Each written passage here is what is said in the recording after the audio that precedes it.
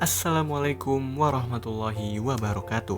Perkenalkan, nama saya Osa Muhammad Madani dari jurusan Manajemen Haji dan Umroh, Fakultas Dakwah dan Komunikasi, NIM 12140700091. Dan di sini saya akan melaksanakan tugas dari pengantar manajemen, yaitu untuk membahas seputar fungsi manajemen.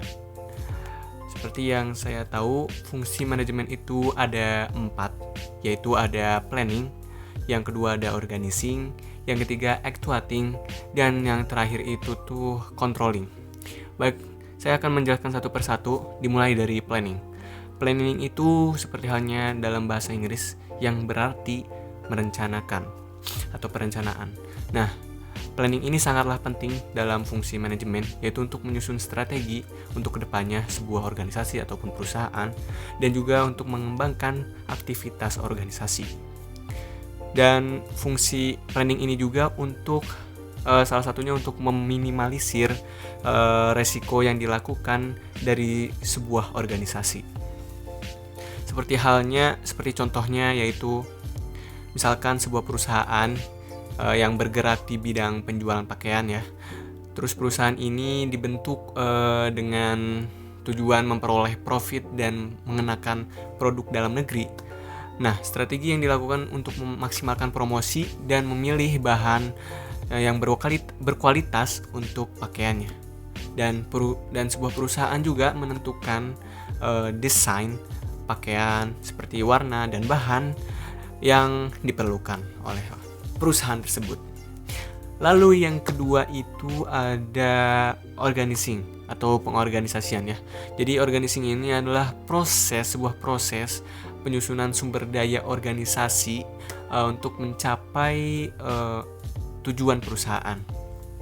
Sumber daya organisasi meliputi ada sumber daya manusia yang pertama ya, dan yang kedua ada sumber daya fisik, dan yang ketiga itu ada sumber daya operasional.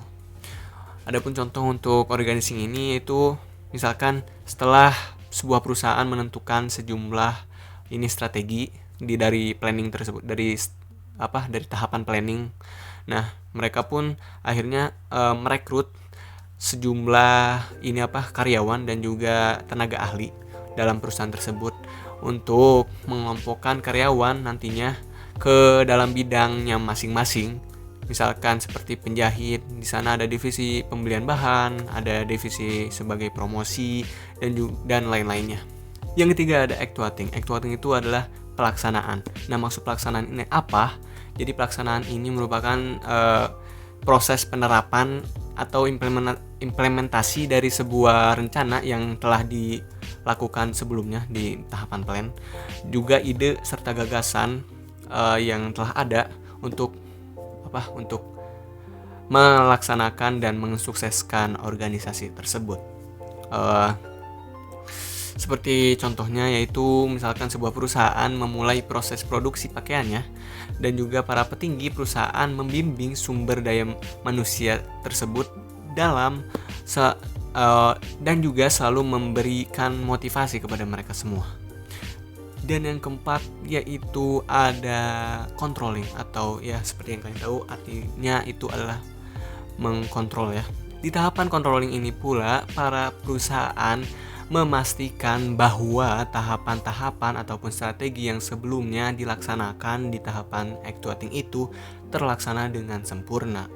Fungsi controlling ini yaitu untuk mencari tahu apa saja yang tidak sesuai dengan rancangan atau strategi yang telah diterapkan, juga untuk menganalisa letak permasalahan sebuah perusahaan, juga untuk mencari solusi dari berbagai permasalahan yang ada.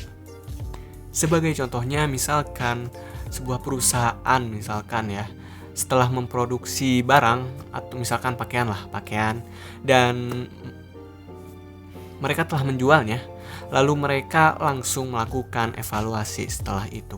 Mungkin sekian dari saya, mohon maaf atas segala kekurangan. Wassalamualaikum warahmatullahi wabarakatuh.